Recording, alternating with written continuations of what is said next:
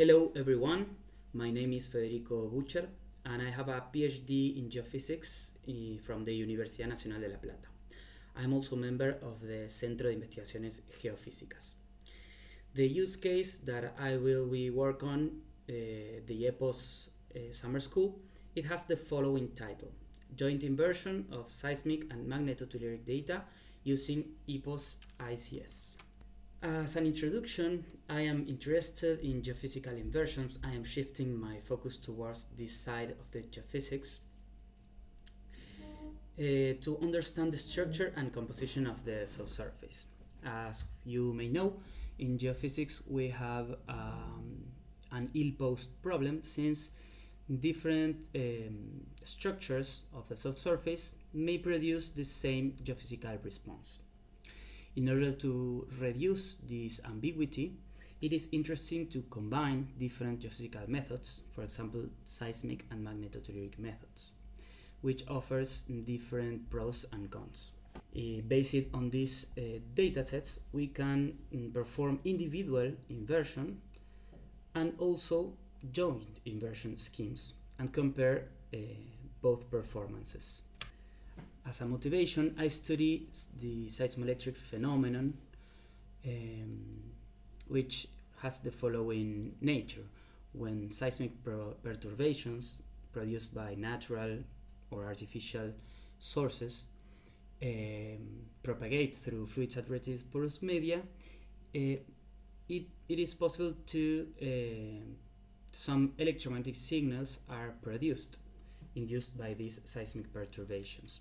These seismoelectric signals can be measured at the surface, for example, and provide information about the subsurface. During earthquakes, seismic and magnetotelluric data can be combined to image subsurface heterogeneities using what is called seismoelectric spectral radios. When combining these datasets, we can obtain this type of information, for example, hydrothermal properties and heterogeneities beneath the stations. In this case, joint inversion could help to understand if these seismoelectric radios are useful to provide this information in our research areas in Argentina. For example, Volcán Copahue, which is in the Cordillera de los Andes. The workflow that we designed is the following. We are working now on these four first stages. First, we will solve the forward problem of the seismic case and the MT case for a synthetic case study. We will solve individually the inversion, the inverse problem of both, and then we will solve the joint inversion scheme, particularly with a method that is called a cross-gradient inversion scheme. The next step, and it is what I will be worked on in the EPOS school, will be select a real case study which has enough data coverage to apply this workflow. Finally, and when I get back to Argentina, we will going to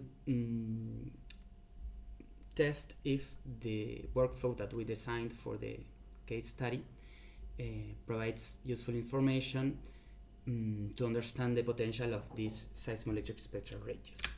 So we will access the EPOS ICS platform in this fifth stage. We will use TCS seismology and TCS geomagnetic observations.